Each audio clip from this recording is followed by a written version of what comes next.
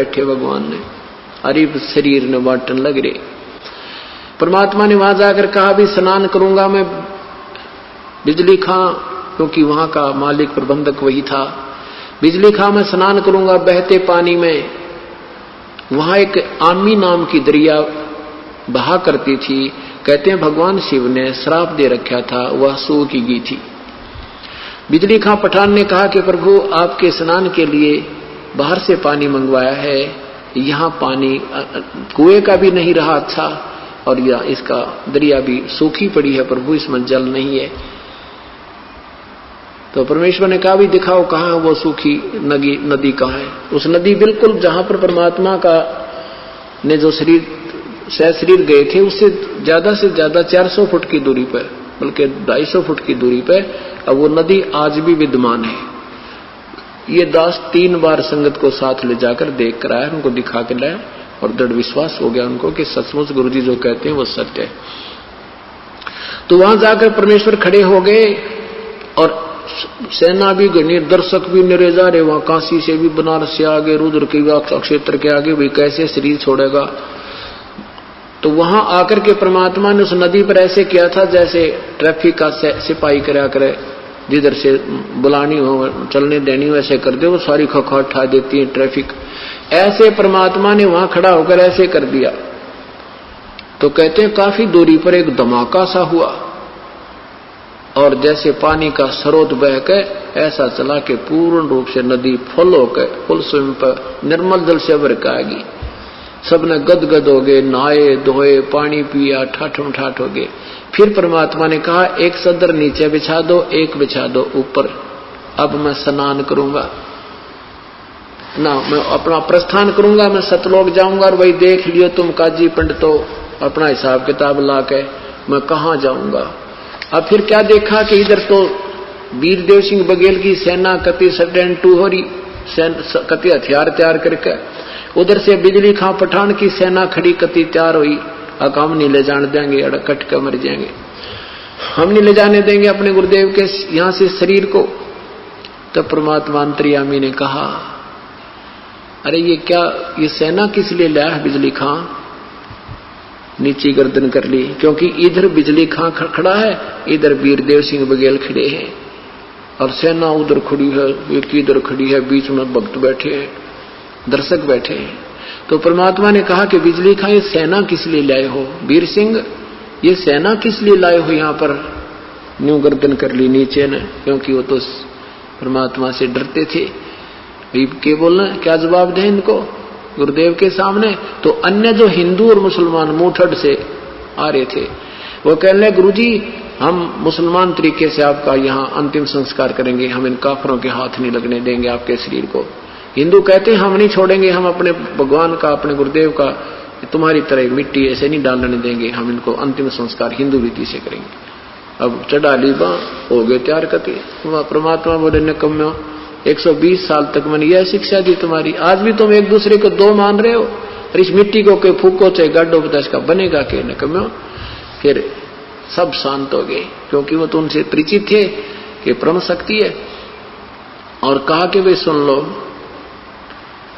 मेरा ये अंतिम वचन समझो, मेरा आदेश है, ठीक है तुम नहीं मानते हो, मेरे शरीर के 2 टुकड़े कर देना।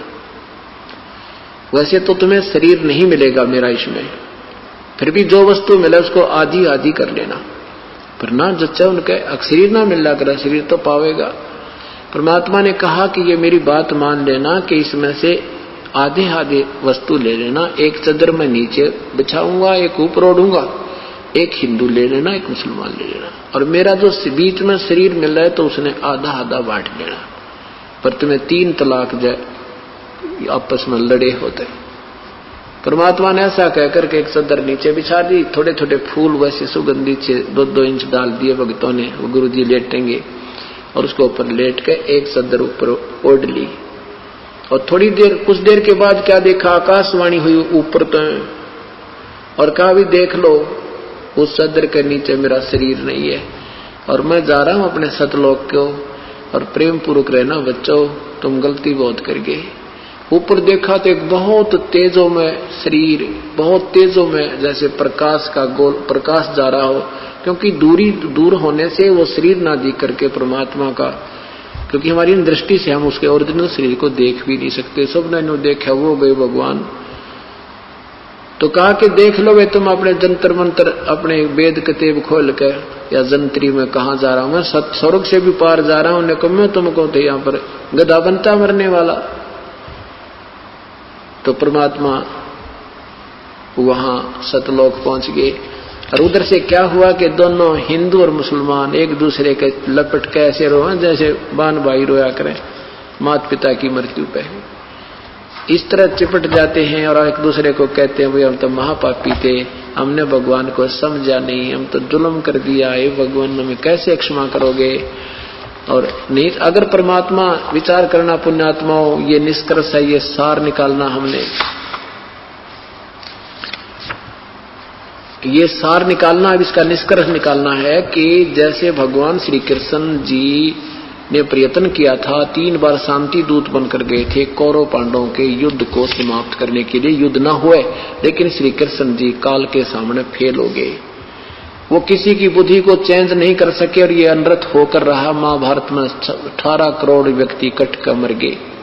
और यदि परमात्मा कबीर साहब उस दिन अपनी समर्थता का प्रमाण नहीं देते तो हिंदू और मुसलमान का गहरा युद्ध छूट जाता, ना जाने कितने दुनिया मर जाती।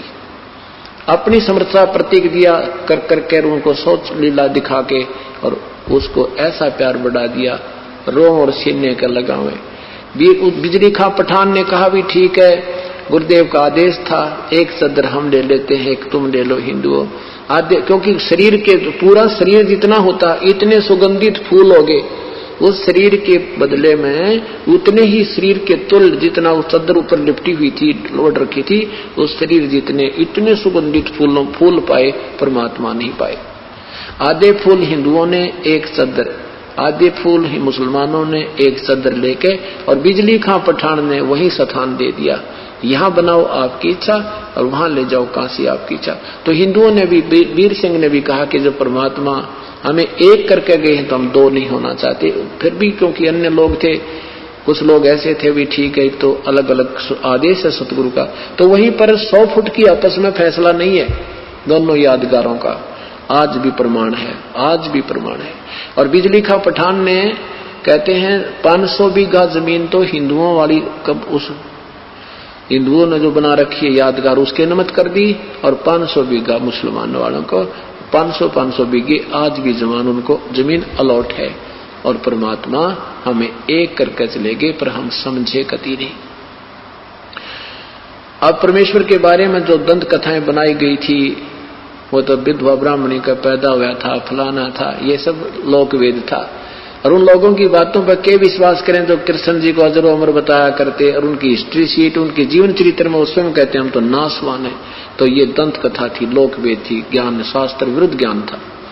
तो गरीबदास साहिब ने अपने परमात्मा के विषय में क्या बताया है कि नाम अगर पियाना सतगुरु की, नाम अगर पियाना सतगुरु की, नाम अगर पियाना हो, दोनों दीन चले संग जाके हिंदू मुसलमाना हो, दोनों दीन चले संग जाके हिंदू मुसलमाना हो। जो काशी से परमात्मा चले मगहर की तरफ, उस समय का एक अमर वाणी बोली है उन्होंने कि नाम अगर पियाना सतगुरु की, नाम अगर पियाना माने प्रस्थान, कि नाम अगर पियाना सतगुरु की, नाम अगर पियाना हो, दोनों दीन चले संग जाके वो हिंदू मुसलमाना हो।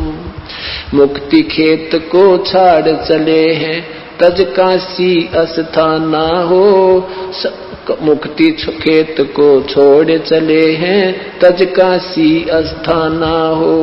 साहसिक अंदर कदम लेते हैं, साहसिक अंदर कदम लेते हैं, बादशाही सुल्ताना हो, कि नाम अगर दोनों दीन संग चले संग जाके हिंदू मुसलमाना हो, दोनों दीन चले संग जाके हिंदू मुसलमान हो। कीन्या मगर पियाना सतगुरु कीन्या मगर पियाना सतगुरु कीन्या मगर पियाना हो। दोनों दिन चले संग जाके हिंदू मुसलमान हो। दोनों दिन चले संग जाके